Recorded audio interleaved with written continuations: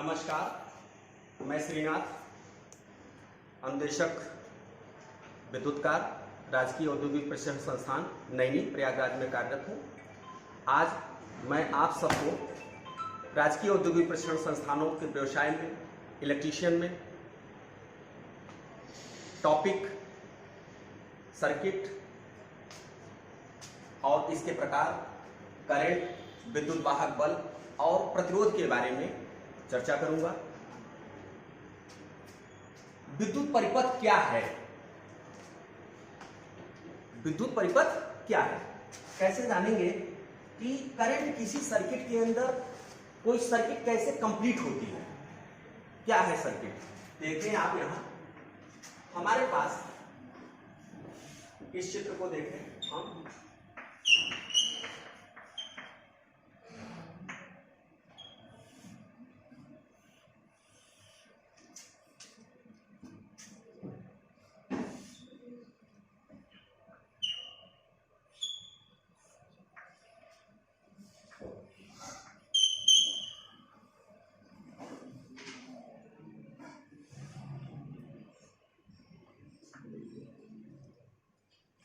एक विद्युत परिपथ के अंदर कैसे परिपथ को कैसे हम डिफाइन करेंगे?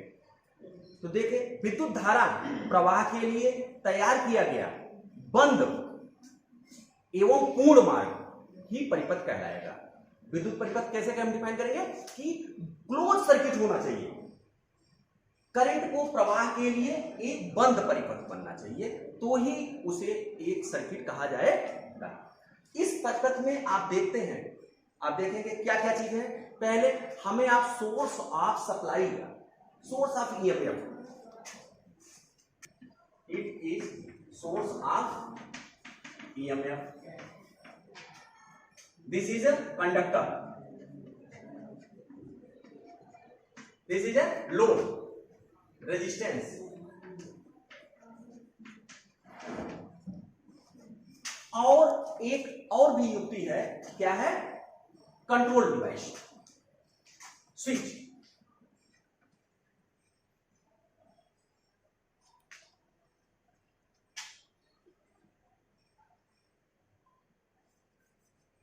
ये है फ्यूज और ये है स्विच। इस परिपथ में देखें आप, क्या हमको चाहिए? सोर्स ऑफ ईएमएफ, इलेक्ट्रिसिटी का सोर्स चाहिए, इलेक्ट्रिसिटी का सोर्स चाहिए। कंट्रोल डिवाइस, सेफ्टी डिवाइस भी लगी हुई है, फ्यूज लगा, कंट्रोल डिवाइस, कंडक्टर, चालक तार लगा हुआ है और लोड लगा हुआ है। इस प्रकार से एक पूर्ण बंद मार्ग तैयार होता है विद्युत के लिए। एक परिपथ के, विद्युतीय परिपथ के क्या क्या मेन पार्ट्स होंगे, क्या क्या घटक होंगे, किन घटकों से मिल करके एक विद्युत परिपथ तैयार होता है? तो देखें आप, main parts of an electric circuit.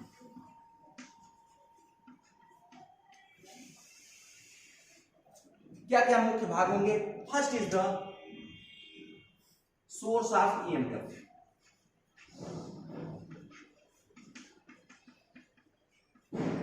पहला घटक सोर्स ऑफ ईएमएफ, यानी बिजली कहां है, विद्युत कहां है, कहां से हमको प्राप्त होगी। सोर्स ऑफ ईएमएफ क्या हो सकते हैं? सोर्स ऑफ ईएमएफ हो सकता है आपका सेल, जैसा कि यहां लगा हुआ है, सेल या बैटरी, जनरेटर,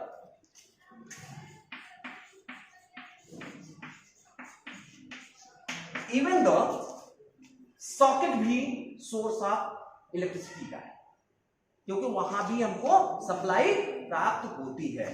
तो सॉकेट,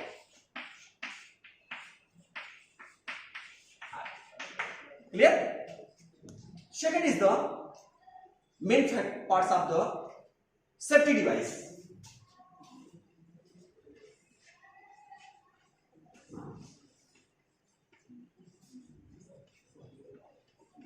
सुरक्षा युक्ति। सुरक्षा युक्ति में क्या क्या आपके किसी भी इलेक्ट्रिकल सर्किट के अंदर सुरक्षा युक्तियां क्या लगेंगी? सुरक्षा युक्ति आपकी लग सकती है, फर्स्ट इज द, यहां आप भी देखें लगा हुआ है ऑलरेडी, क्या है? Fuse. Fuse, relay, thermal relay.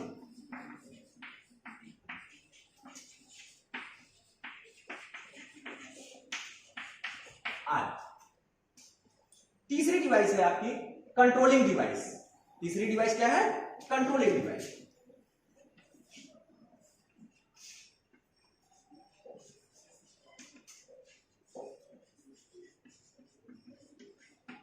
Control किससे? सर्किट को कैसे आप किन डिवाइसों से, किन माध्यमों से आप कंट्रोल कर सकते हैं? कंट्रोल डिवाइस क्या है? Switch, circuit breaker,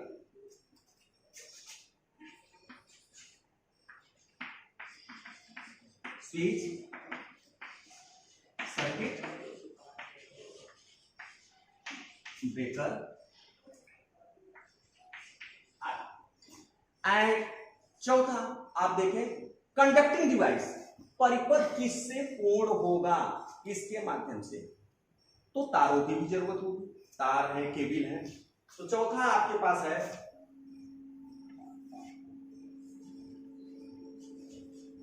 conducting device. For example इसके क्या हो सकता है? Wire and cable, wire, cable. और परिपथ में इलेक्ट्रिसिटी किसके द्वारा कंज्यूम होगी, कहां खर्च होगी? वो घटक भी होता है कंज्यूमिंग डिवाइस। वो घटक क्या है? Consuming device.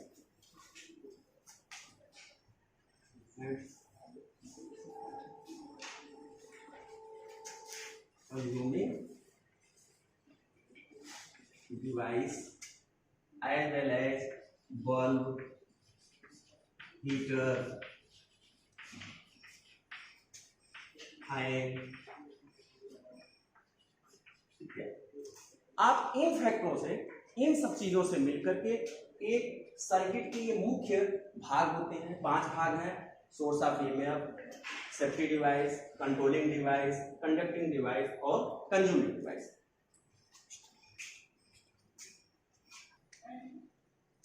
अभी आपने एक परिपथ के घटक के बारे में मैंने आपको बताया। अब हम परिपथ कितने प्रकार के हो सकते हैं इसके बारे में आपको बात बता। परिपथ कई प्रकार के होते हैं। पहले परिपथ के बारे में मैं बात करता हूं, ओपन सर्किट यानी खुला परिपथ। खुला परिपथ क्या है? खुला परिपथ यानी ऐसा एक परिपथ जिसमें से विद्युत धारा का प्रवाह न हो। ये तभी संभव है जब कंट्रोलिंग डिवाइस अर्थात हमारा स्विच क्या हो? ओपन हो। तब आप देखें इस प्रकार का बना हुआ परिपथ क्या होगा? ओपन सर्किट कहलाएगा। ध्यान रखने की बात है, खुला परिपथ में विद्युत धारा का प्रवाह तो नहीं हो रहा है, लेकिन सोर्स ऑफ इलेक्ट्रिसिटी यानी सोर्स ऑफ ईएमएफ पर हम देखें तो हमें ईएमएफ मौजूद मिलेगा।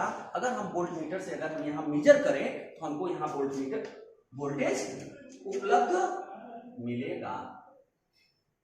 यहाँ देखें हमको क्या मिलेगा? V मिलेगा। यहाँ सप्लाई को देखेंगे तो हमको क्या मिलेगा? ईएमएफ मिलेगा। लेकिन इस परिपथ में कोई भी करंट फ्लो नहीं हो रही है। इस प्रकार का बना हुआ परिपथ खुला परिपथ या ओपन सर्किट कहलाता है। दूसरे सर्किट के बारे में बात करें हम,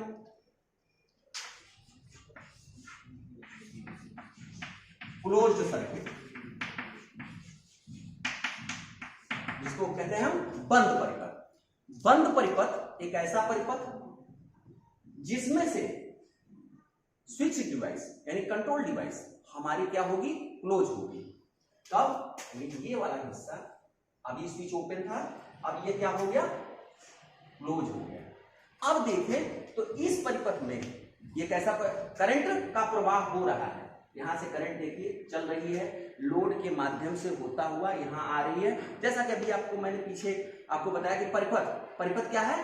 विद्युत धारा के प्रवाह के लिए बंद और पूर्ण मार्ग। यहां से देखिए पूर्ण मार्ग और बंद मार्ग, इस प्रकार से परिपथ क्या कहलाएगा? बंद परिपथ कहलाता है। बंद परिपथ में आपको विद्युत धारा भी प्राप्त होगी, साथ ही साथ हम सोर्स पर या लोड के सिरों पर वोल्टमीटर लगा करके मेजर करें तो हमको वोल्टेज भी उपलब्ध होगी। क्लियर? तीसरा आपको सर्किट है शॉर्ट सर्किट।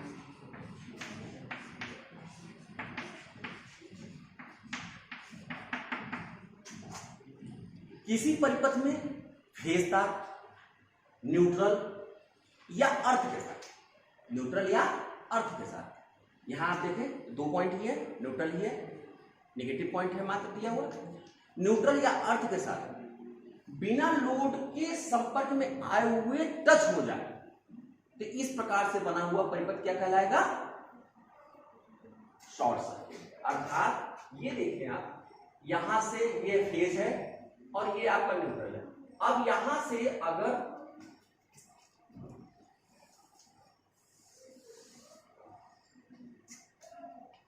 फ्यूज के बाद ये पॉजिटिव है और यहां से ये यहां टच हो जाए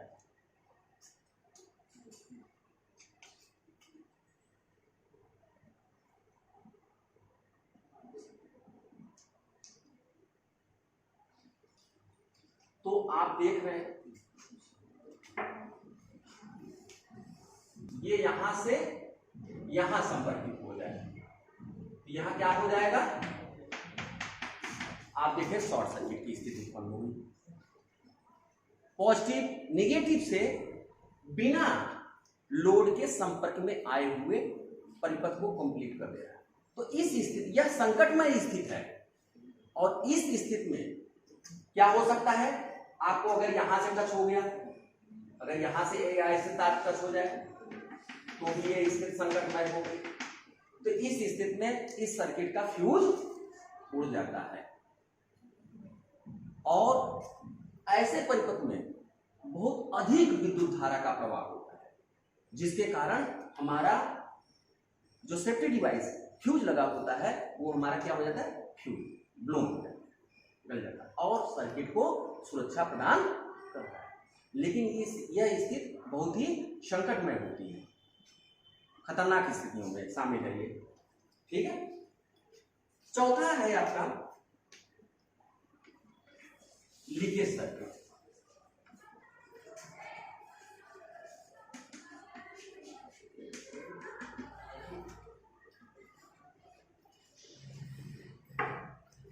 यदि किसी परिपथ में फेज तार उपकरण की बॉडी से, ध्यान रखने की बात है, फेज तार उपकरण की बॉडी से टच हो जाए या न्यूट्रल से कहीं हल्का सा लीकेज हो या किसी केबल के अंदर 2 तार आपके पास आ रहे हैं और केबल का इंसुलेशन कमजोर हो, इंसुलेशन कहीं टूटा हो, ब्रेकेबल हो, तो उस स्थिति में फेज तार उस न्यूट्रल के आंशिक संपर्क में आने के कारण करंट क्या होता है? लीक होता है, लीकेज होता है। तो इस प्रकार से बना हुआ परिपथ लीकेज सर्किट कहलाता है और पूरा लोड को पूर्णतः सप्लाई उसको नहीं मिलती, करंट का कुछ हिस्सा लॉस हो जाता है। इस प्रकार का सर्किट लीकेज करंट कहलाता है। अब मैं आपको अगले पॉइंट करंट के बारे में बताता हूं कि करंट क्या है। इलेक्ट्रिक करंट के बारे में मैं आपको अभी बताता हूं। इलेक्ट्रिक करंट क्या है?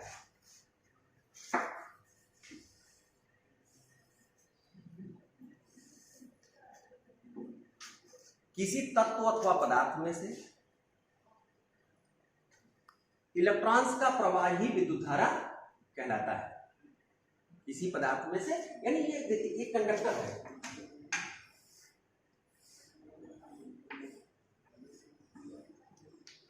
ये एक तार है, तत्व है, पदार्थ है, इसमें से कहता है कि इलेक्ट्रॉन्स का प्रवाह ही एक सिरे से दूसरे सिरे तक प्रवाही विद्युत धारा कहलाता है। अर्थात कह सकते हैं हम flow of electrons across a substance is called electric current. कैसे? देखिए आप, ये इलेक्ट्रॉन्स है, इसका flow one end to another and,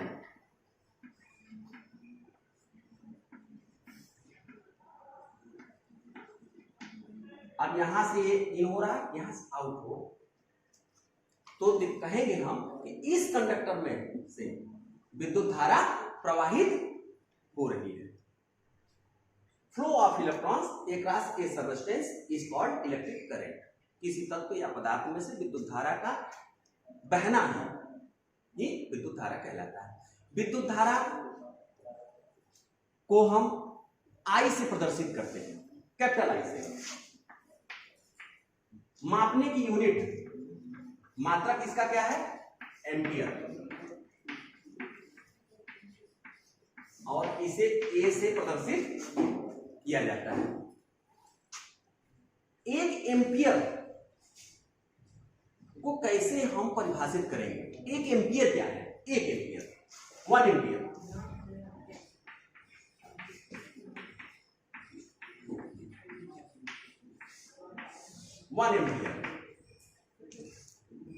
किसी कंडक्टर के अनुप्रस्थ का क्षेत्रफल से, क्रॉस सेक्शनल एरिया से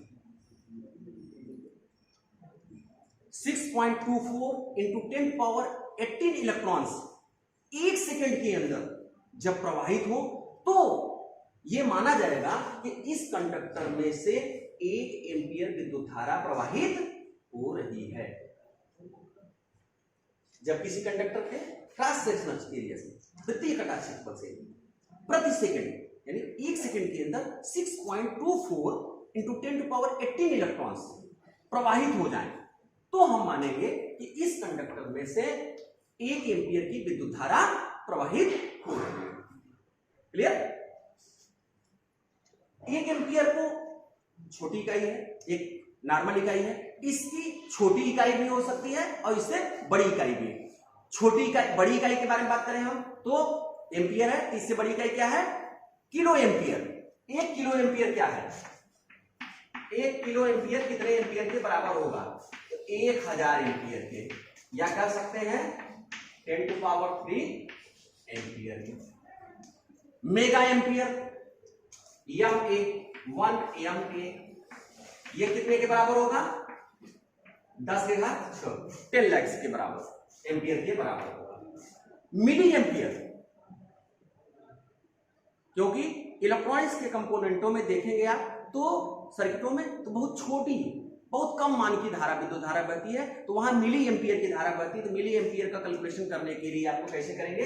1 मिली एम्पियर। ध्यान रखने की बात है, मेगा एम्पियर में यम बड़े से होगा, जबकि मिली एम्पियर में यम छोटे से होगा, और एम्पियर कैपिटल ए ही होगा। और ये 1/1000 एम्पियर अर्थात 10⁻³ एम्पियर के बराबर होता है। ठीक? विद्युत धारा की चाल कितनी है, स्पीड क्या होगी? विद्युत धारा की स्पीड प्रकाश के स्पीड के बराबर होती है। प्रकाश की स्पीड और विद्युत धारा की स्पीड बराबर होती है, और वो होती है 3 × 10⁸ मीटर प्रति सेकंड। 3 × 10⁸ मीटर प्रति सेकंड होती है। एमीटर, विद्युत एमीटर क्या है या एम्पियर मीटर क्या है? विद्युत धारा हमारे पास है, करंट फ्लो हो रही सर्किट की, उसको किस मापक यंत्र से मेजर किया जाएगा? किस मापक यंत्र से हम मापेंगे? उसे मापने के लिए हम एमीटर या एम्पियर मीटर का प्रयोग करते हैं। ठीक है?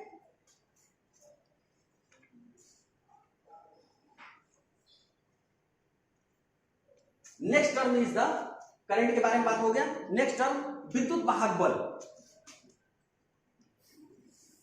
जिसको हम इलेक्ट्रोमोटिव फोर्स कहते हैं। जिसको हम इलेक्ट्रोमोटिव फोर्स कहते हैं। ये क्या है?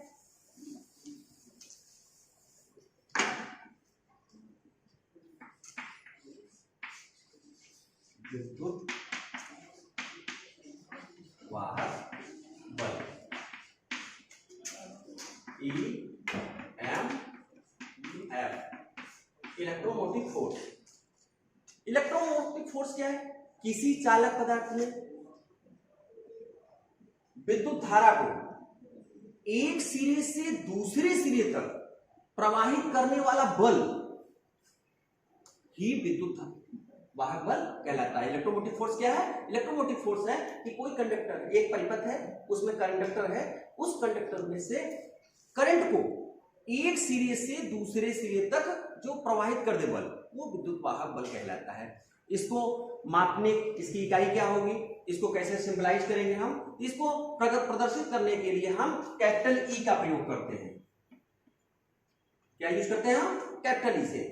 ये विद्युत वाहक बल, अगर कहीं लिखा हुआ ई लिखा हुआ है तो हम जानेंगे क्या है, इलेक्ट्रोमोटिव फोर्स है। और इसको नापने के लिए जो इकाई यूज होती है वो होती है वोल्ट, जिसको V से प्रदर्शित किया जाता है। ठीक, एक वोल्ट क्या है, जो हमारी मात्रक है, एक वोल्ट क्या है, 1 वोल्ट क्या है।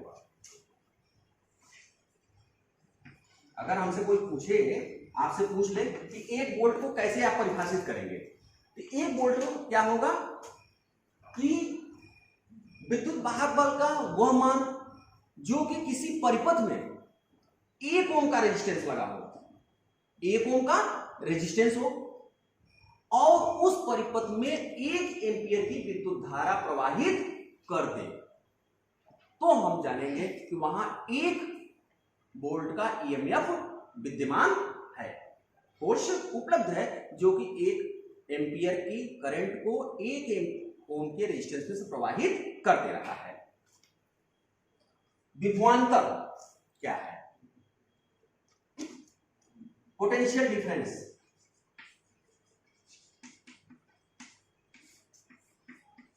पीवी।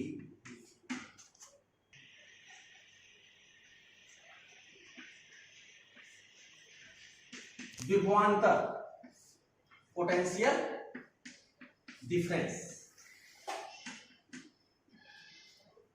जब किसी चालक या प्रतिरोध में से विद्युत धारा प्रवाहित होती है तो उसके सिरों के विभवों में कुछ अंतर पैदा हो जाता है, जिसको हम विभवांतर कहते हैं। ध्यान देने की बात है, विभवांतर और ईएमएफ में अंतर है। विभवांतर और ईएमएफ में अंतर है। क्या अंतर है? बहुत बेसिक क्वेश्चन है, बच्चों को क्लियर नहीं हो पाता, ये समझ लीजिए। यहां मैं एक सर्किट के माध्यम से आपको बताता हूं, फिर से आप समझे। ये लोड है,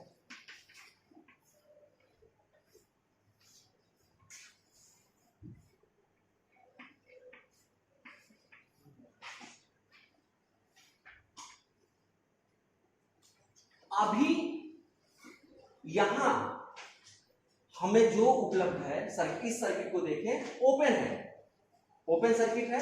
यहां अगर हम एक वोल्टमीटर लगाएं, हमें ये वोल्टमीटर क्या रीडिंग दिखाएगा? 0। रीडिंग क्या दिखाएगा? ये 0, 0 यहां प्रदर्शित है। यहां लेकिन इस परिपथ में ओपन सर्किट है, ये प्रकार का, ये इस सर्किट के अंदर ईएमएफ विद्यमान है। कहां? सोर्स ऑफ सप्लाई पे। यहां नापेंगे तो यहां हमको ईएमएफ उपलब्ध है, ईएमएफ उपलब्ध है। लेकिन लोड के सिरों पे कोई भी वोल्टेज उपलब्ध नहीं है, क्योंकि यहां इस सर्किट के अंदर करंट प्रवाहित नहीं है।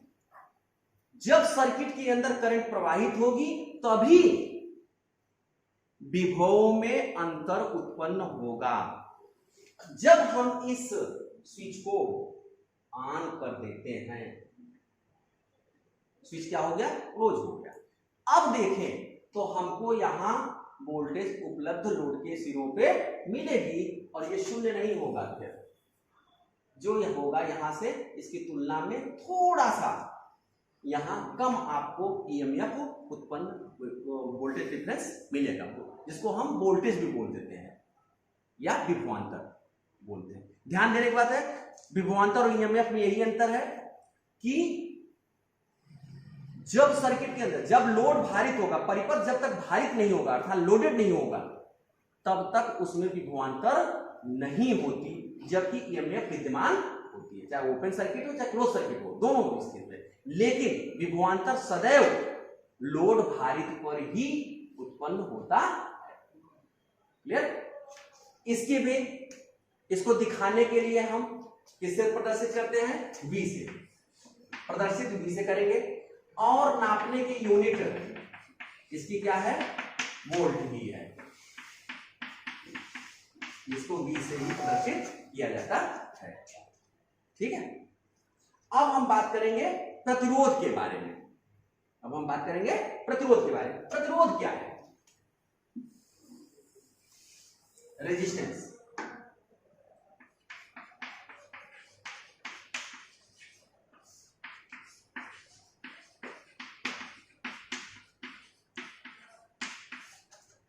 यही है रेजिस्टेंस।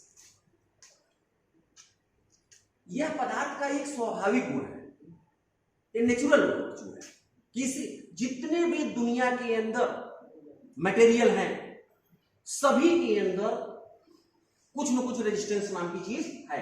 अच्छा से अच्छा कंडक्टर के अंदर भी रेजिस्टेंस होता है, वो भी विद्युत धारा के मार्ग में चाहे क्षणिक हल्का नगण्यता के बराबर ही चाहे क्यों न प्रतिरोध उत्पन्न करे, बाधा उत्पन्न अवश्य ही करता है। इसीलिए कहा गया कि यह पदार्थ का स्वाभाविक गुण है, it's a natural virtue, natural property, जो कि अपने में से प्रवाहित होने वाले विद्युत धारा का विरोध करता है। पदार्थ की प्रतिरोध रचना यानी कंपोजिशन दो तीन बातों पर निर्भर करती है। मुख्यतः पदार्थ की लंबाई, यानी जो कंडक्टर है, मटेरियल है, उसकी लंबाई क्या है, उसके क्रॉस सेक्शनल एरिया पर और उसके संगठक पर भी निर्भर करता है, और साथ ही साथ तापमान पर भी यह निर्भर करता है। कितने बार किसी भी मटेरियल का रेजिस्टेंस किस बात पर निर्भर करेगा? कंडक्टर का हो, उसकी लंबाई, उसके क्रॉस सेक्शनल एरिया, और वो जिसको हम संगठक कह रहे हैं कंपोजिशन, यानी जिसको हम विशिष्ट प्रतिरोध के नाम से जानते हैं, रो। और साथ ही साथ वह उस तापमान पर भी निर्भर करता है, क्योंकि जितने भी कंडक्टिंग मटेरियल हैं, इनका जैसे टेम्परेचर बढ़ता है तो वैसे वैसे इनका रेजिस्टेंस भी एक लिमिट मान तक बढ़ता भी है। तो कह सकते हैं प्रतिरोध जो है निम्न कारकों पर निर्भर कर सकता है, इक्वल टू रो एल अपान ए।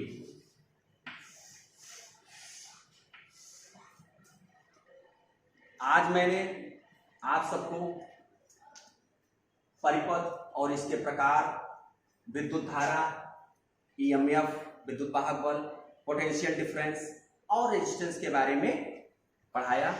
आशा है कि आपको यह आपके आगामी जीवन के लिए सुखद कारगर होगा, ज्ञानवर्धक होगा। धन्यवाद।